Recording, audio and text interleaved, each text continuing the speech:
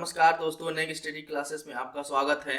14 अक्टूबर के current affair की तरफ देखते हैं क्या आज का न्यूज़ है। आज के न्यूज़ बहुत इंपॉर्टेंट हैं, तो डेली करंट अफेयर्स के सेशन में आपका स्वागत है। चलिए अपने सेशन की तरफ चलते हैं। 14 अक्टूबर के करंट अफेयर देखते हैं।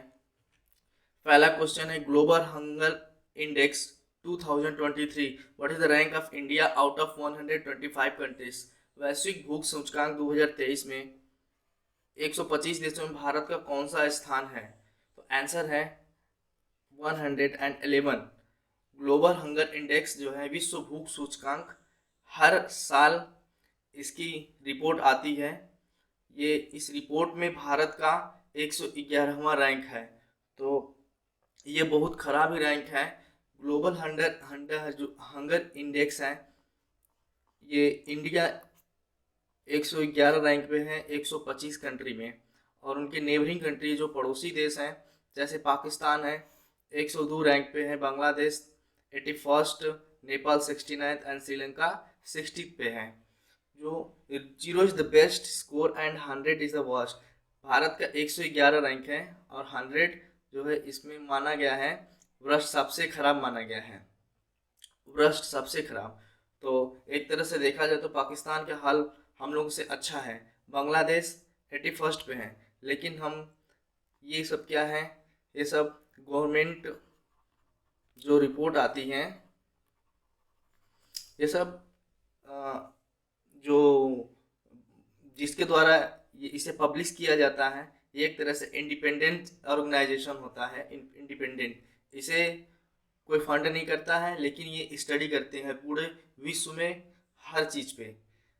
तो उस हिसाब से ग्लोबल हंगर इंडेक्स का सूचकांक जारी किया गया, जिसमें 111वीं रैंक भारत की आई है। तो ध्यान दीजिएगा, 0 इज द बेस्ट स्कोर होता है और 100 is the worst score.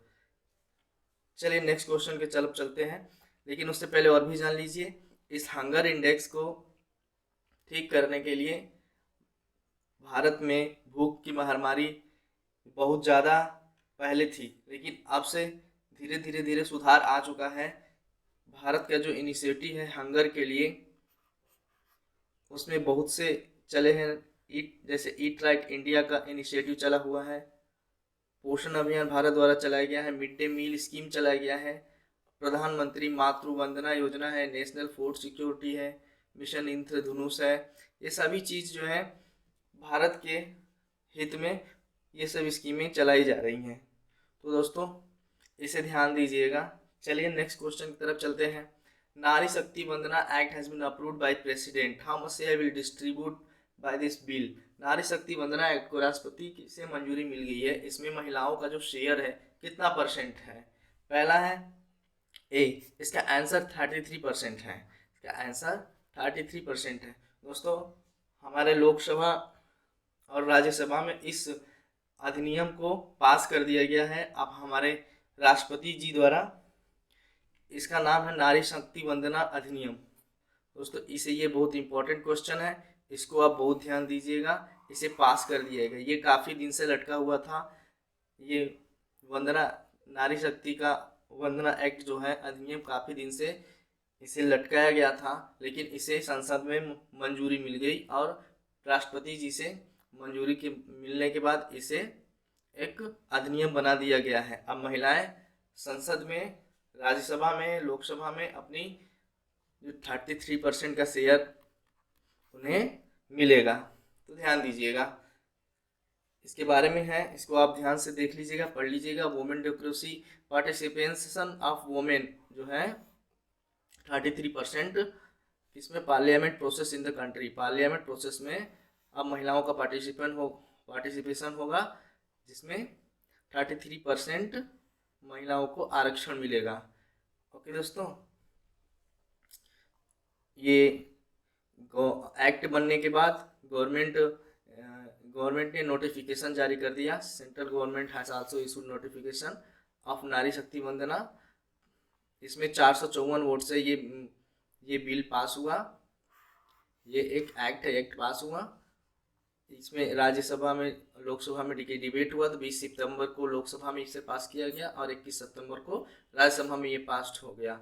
Okay दोस्तों, इसमें हमें ध्यान देने वाली बात क्या है, किसी भी कोई भी कानून, कोई भी नियम लागू होता है, नया बनता है, तो उसे जब तक हमारे प्रेसिडेंट द्वारा, हमारे राष्ट्रपति द्वारा जब तक इसे अप्रूव नहीं किया जाएगा, उसे ये बिल पास नहीं होगा। तो इसको ध्यान दीजिएगा, कोई भी बिल हमारे राष्ट्रपति द्वारा पास किया जाता है, कोई भी नियम कानून जब भी बनेगा तो राष्ट्रपति जी के द्वारा जब तक साइन नहीं होगा उसे नहीं पारित किया जाएगा। ओके दोस्तों, चलिए नेक्स्ट क्वेश्चन की तरफ चलते हैं। The department of water resources, river development and Ganga rejuvenation, ये DOW department of water resources and river development and Ganga rejuvenation, ये सब मिनिस्ट्री ऑफ जल शक्ति के अंदर आते हैं। Has launched which national water award और राष्ट्रीय पोर्टल पुरस्कार, जल संसाधन, नदी विकास और गंगा संरक्षण विभाग, जल शक्ति मंत्रालय ने राष्ट्रीय पोर्टल पुरस्कार का कौन सा राष्ट्रीय जल पुरस्कार लॉन्च किया। इस बार दोस्तों हम आपको बता दें, इस बार 5वां पुरस्कार लॉन्च कर दिया गया है। इससे पहले 4 बार पुरस्कार ये बांट दिया गया है जब से ये पुरस्कार शुरू हुआ है। इस पुरस्कार में हर क्षेत्र के लोग आते हैं, जैसे कि यहाँ पे हम दिए हुए हैं फील्ड ऑफ अवार्ड के बारे में, इससे आप पढ़िएगा। Any state, district, village panchayat, urban local body, school, college, institution, industry, civil society, water user association and individual who has done exemplary work, एक तरह से बहुत ही अच्छा कार्य अपने इस सारे फील्ड में किया हो, तो इसके लिए वो एलिजिबल होगा। उसमें क्रैश प्राइज होती है, पहले स्थान को, दूसरे स्थान को, तीसरे स्थान को क्रमशः 2 लाख, 1.5 लाख और 1 लाख रुपए दिया जाता है। तो इसमें ये जो है अवार्ड फील्ड में दिया जाता है, इसमें अच्छा काम करने वाले स्टेट जो होते हैं, डिस्ट्रिक्ट होते हैं, सबके लिए दिया जाता है।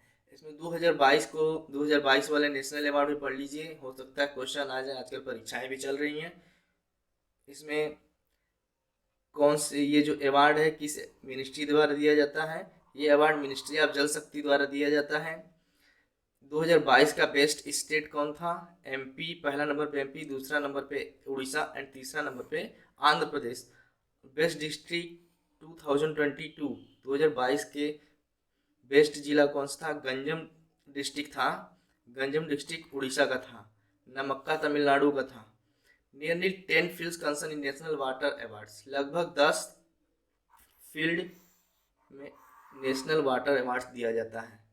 ओके, नेक्स्ट क्वेश्चन की तरफ चलते हैं। In IFFI 54 which award has given to Hollywood actor and producer Michael Douglas, IFFI 54 Hollywood में, इफी के 54 जो सेशन है उसमें हॉलीवुड एक हॉलीवुड अभिनेता को और अपने भारत के माइकल डगलस को कौन सा पुरस्कार दिया गया, इसमें ये लाइफ टाइम अचीवमेंट अवार्ड दिया गया। इसमें सत्यजीत रे life time achievement award in लोगों को दिया गया। कौन सा award, Satyajit life time achievement award.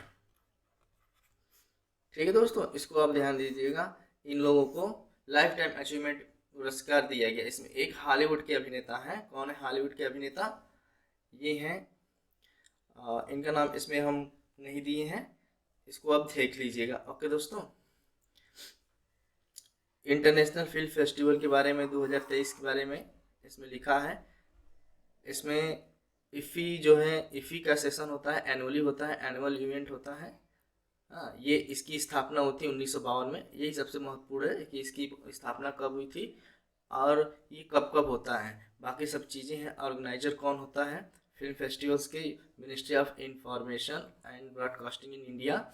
इसका लोकेशन कहाँ है, लोकेशन स्टेट ऑफ गोवा में होता है। द फेस्टिवल प्राइमरी वेन्यू है स्टेट कैपिटल पणजी उड़जी में भी होता है, गोवा में होता है। ड्यूरेशन इसके 4 से 5 दिन का ये अवार्ड प्रोसेस चलता है। ये सारी चीज़ें हैं, आप इन्हें पढ़ लीजिएगा। ठीक है दोस्तों, चलते हैं नेक्स्ट क्वेश्चन की तरफ। How many new workers were enrol under the ESI scheme in the month of August 2023।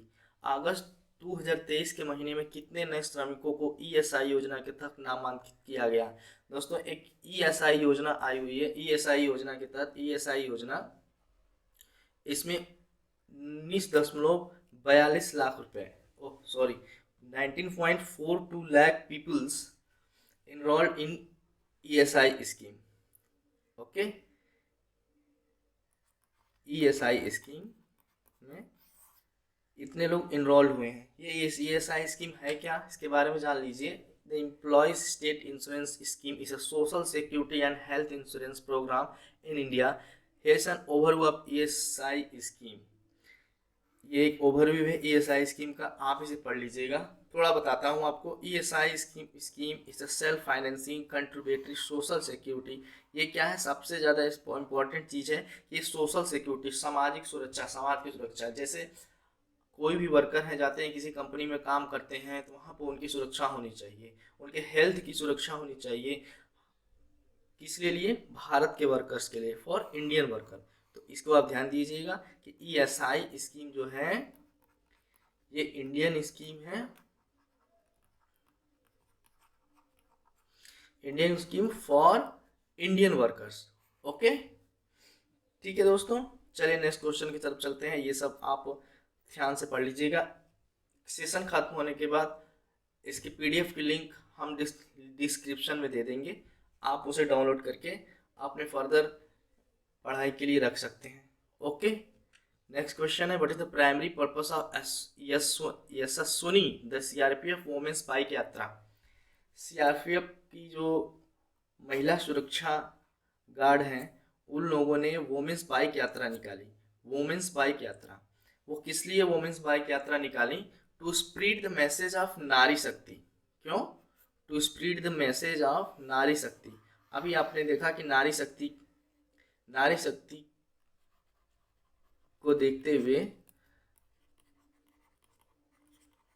क्या कि ये अपने लोकसभा और राज्यसभा में 33% महिलाओं की सीट रिजर्व कर दी गई है।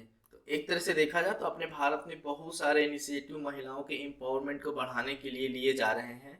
इसमें हम लोगों का योगदान और समाज का योगदान, और एक तरह से देखा जाए तो भारत बहुत ज़्यादा कोशिश कर रहा है महिलाओं के सुरक्षा के अधिकार के लिए, उनके हक के लड़ाई के लिए भारत बहुत ज़्यादा काम कर रहा है। तो हम भारत सरकार का धन्यवाद हम लोग देते हैं। चलिए नेक्स्ट क्वेश्चन की तरफ चलते हैं, इसे आप ध्यान दीजिएगा, क्वेश्चन में आ सकता है। यशस्विनी CRPF महिला बाइक यात्रा कहाँ से निकाली गई थी? तो कहाँ से निकाली, एक तरह से देखा जाए तो ये जाएगा पूरा नॉर्थ साउथ ईस्ट वेस्ट, ये लोग जाएंगे कश्मीर से कन्याकुमारी तक। इस तरह से ये लोगों का प्लान है जाने का।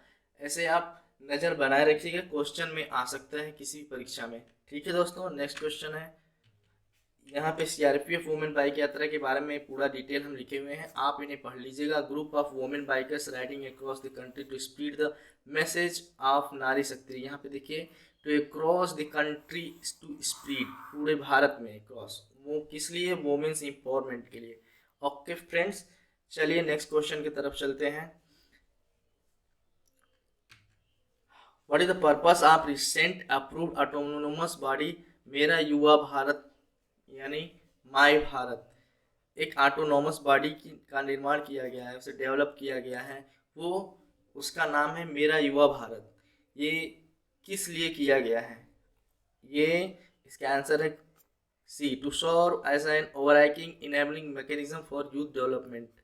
अभी आपने देखा कि नारी शक्ति के लिए बहुत सारी योजनाओं को भारत सरकार द्वारा दिया जा रहा है और उसे प्रमोट भी किया जा रहा है। अभी यहाँ पे यूथ डेवलपमेंट के लिए माई भारत एक ऑटोनोमस बॉडी बना दिया गया।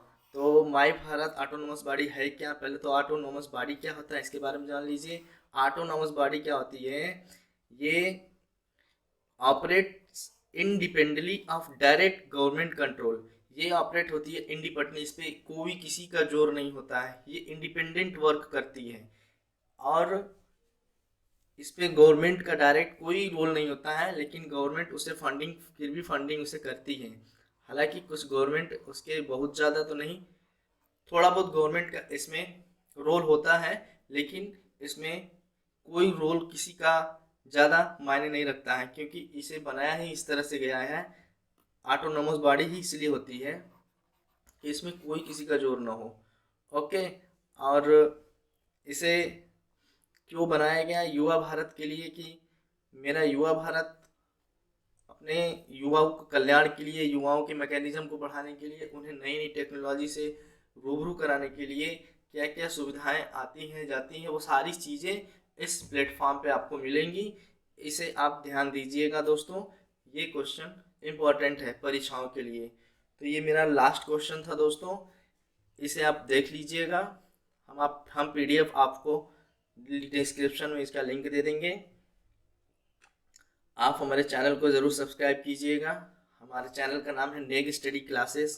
तो दोस्तों प्लीज़, अभी मेरा चैनल नया है, हम कोशिश कर रहे हैं बेहतर से बेहतर कंटेंट लाने की। इस पर आप प्लीज़ मुझे सब्सक्राइब कीजिएगा।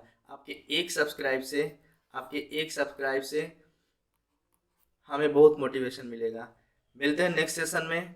हमारे चैनल से बनी रहिएगा। हम दिन भर में बहुत सारी वीडियो अपलोड करते हैं, अच्छी अच्छी वीडियो सिर्फ एजुकेशन से रिलेटेड। तो मिलते हैं नेक्स्ट सेशन में, तब तक के लिए गुड बाय।